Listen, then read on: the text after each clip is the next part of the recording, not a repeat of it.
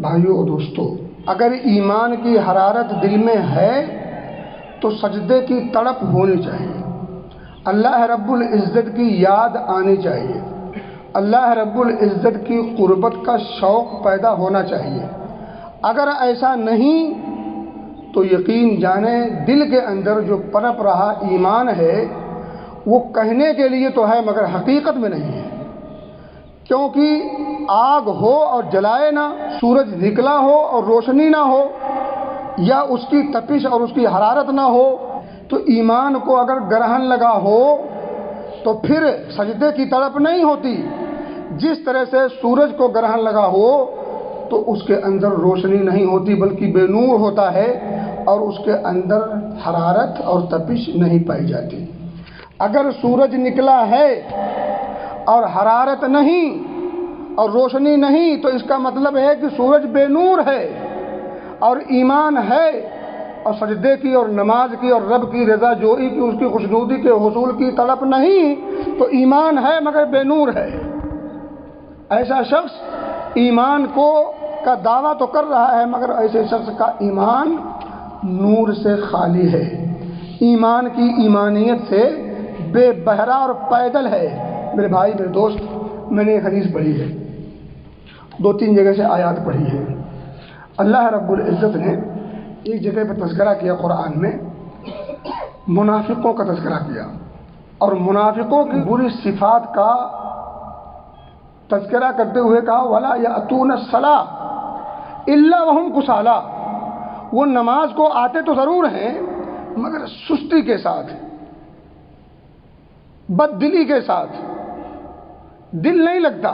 نماز کو آتے ہیں بد دلی کے ساتھ، سستی کے ساتھ، غفلت کے ساتھ، دل نہیں لگتا، تب تو انہیں منافق کہا ہے۔ اور جو سرے سے نماز ہی کو نہیں آتے انہیں کیا کہیں گے؟ انہیں علماء دلائل کی روشنی میں کافر کہتے ہیں، انہیں قرآن و حدیث نے کافر کہا ہے۔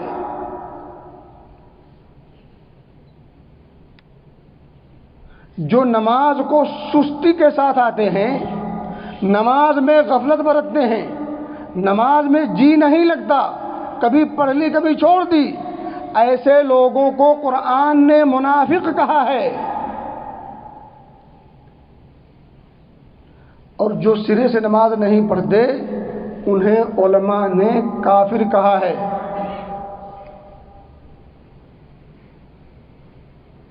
ذرا ایک حدیث سن لیں، صحیح بخاری صحیح مسلم کے لیے، لیس صلاۃ اثقل علی المنافقین من الفجر والعشاء، یعنی فجر اور عشاء سے زیادہ، یعنی منافق ظہر بھی پڑھتے تھے ان پر بھاری نہیں گزرتا تھا، عصر بھی پڑھتے تھے بھاری نہیں گزرتا تھا، مغرب بھی پڑھتے تھے اور بھاری نہیں گزرتا تھا، لیکن فجر کی نماز اور عشاء کی نماز ان پر بھاری ہوتی تھی، پڑھتے ہوئے چی بجبی ہوتے تھے، بڑی مشکل سے آتے تھے۔ اور یہ بیماری ہمیں نہیں ہے، اس بری صفت سے ہم متصف نہیں ہیں۔ سوال کریں ہم اپنے آپ سے، فجر ان پر بھاری ہوتی تھی، عشاء بھی بھاری ہوتی تھی۔ نبی مکرم صلی اللہ علیہ وسلم فرماتے ہیں وَلَوْ يَعْلَمُونَ مَا فِيهِمَا، اگر ان دونوں نمازوں کی خیر و برکت کو وہ سمجھ جاتے، جان لیتے کہ ان دو نمازوں کے اندر کتنی خیر و برکت ہے، اس کا اجر و ثواب کتنا ہے، اگر اس چیز کا انہیں علم ہوتا، ادراک ہوتا، احساس ہوتا، پتہ چلتا، لَأَتَوْهُمَا وَلَوْ حَبْوًا، چلنے کی سکت نہ ہوتی تو گھٹنوں کے بل گھسٹتے ہوئے آتے۔ اگر پتہ ہوتا ان دونوں نمازوں کے اجر و ثواب اور اہمیت کا،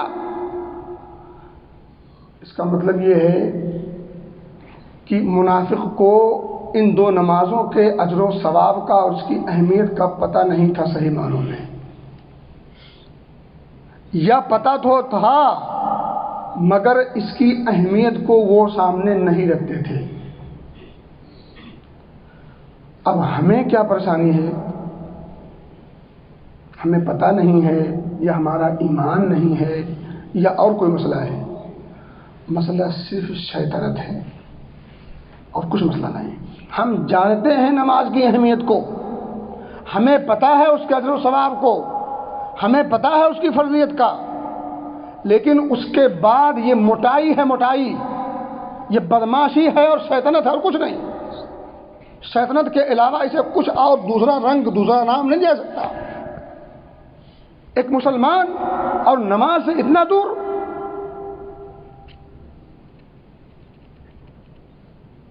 اتنی بڑی مسجد وسعت کے باوجود تنگ جمعہ میں اور عام نمازوں میں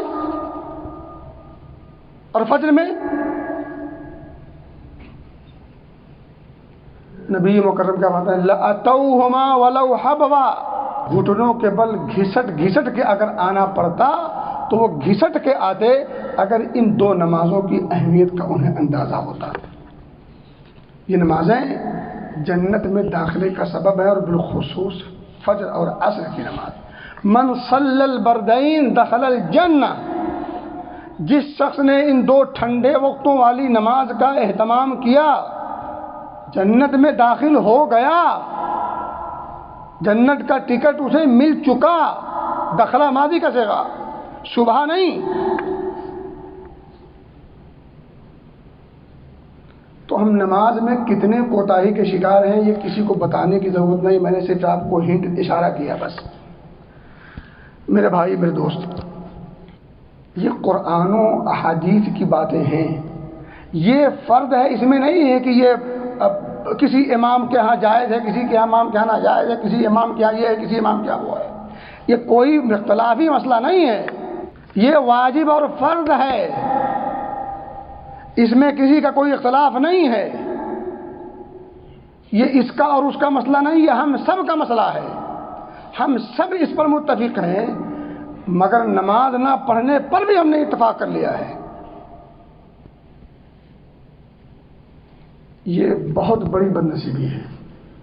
ایک انسان اپنے رب سے اپنے رشتے کو مضبوط نہ کرے، اپنے خالق و مالک سے اپنے رشتے کو مضبوط کرنے کی جسے فکر نہ ہو، اس سے بڑی موت اور کیا ہو سکتی ہے؟ یہ موت ہے، موت۔ یہ وہ مصیبت ہے جو ساری مصیبتوں پر بھاری ہے۔ کرونا کہنے کے لیے ہے اور دیگر بیماریاں صرف کہنے کی بات ہے۔ بے نماز ہونا یہ اس سے بڑی بیماری اور اس سے بڑا فتنہ اور کیا فتنہ ہو سکتا ہے؟ یہ سب سے بڑا فتنہ ہے۔ اس فتنے کو ختم کرنے کے لیے ہم نے کیا کیا؟ کچھ نہیں کیا۔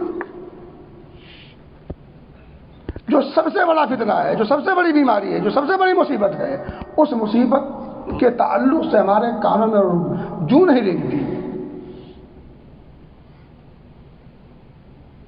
میرے بھائی، میرے دوست، کچھ سمجھا کرو یار، کچھ تو جاگو۔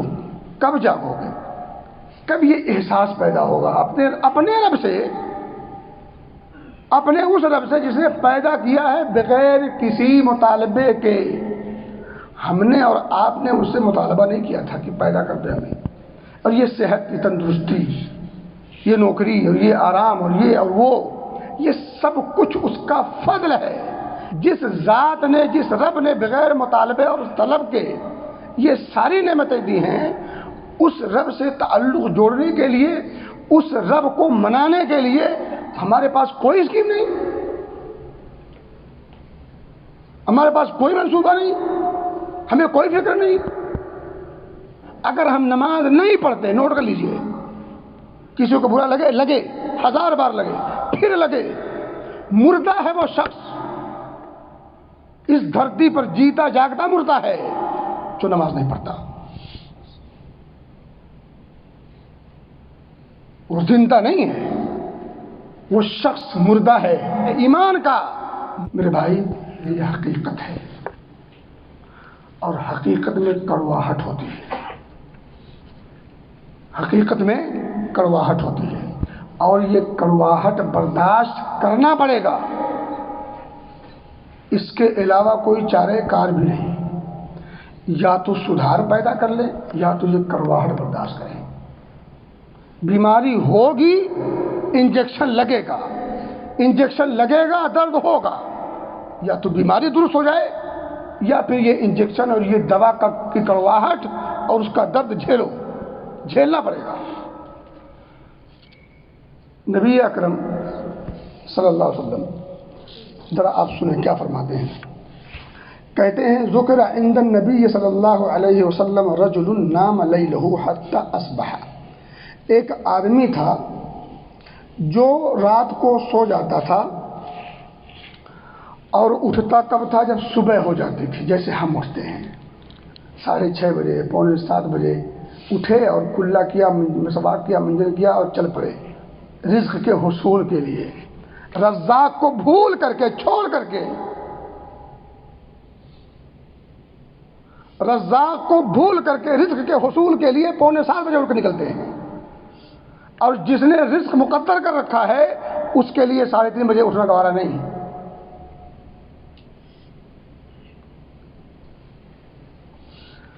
فقال، جب اس شخص کا تذکرہ ہوا جو صبح اٹھتا ہے، نبی کے سامنے یہ بات ہو رہی ہے، ذکر عند النبی صلی اللہ علیہ وسلم، کس آدمی کا؟ ہم جیسے آدمیوں کا، نام لیلہ حتی اصبح، صبح ہونے سے پہلے نہیں اٹھتا۔ فقال، آپ نے فرمایا ذاک رجل بال الشیطان فی اذنیہ، یہ وہ آدمی ہے جس آدمی کے کان میں شیطان نے پیشاب کر دیا ہے۔ کس نے پیشاب کیا؟ بچے نے نہیں، انسان نے نہیں، شیطان نے۔ یہ نبی کے الفاظ ہیں، بخاری مسلم کی حدیث ہے، ابن مسعود اس کا راوی ہے۔ ذاک رجل بال الشیطان فی اذنیہ، یہ وہ بد نصیب ہے، یہ وہ بد قسمت ہے جس کے دونوں کانوں میں شیطان نے مونت دیا ہے۔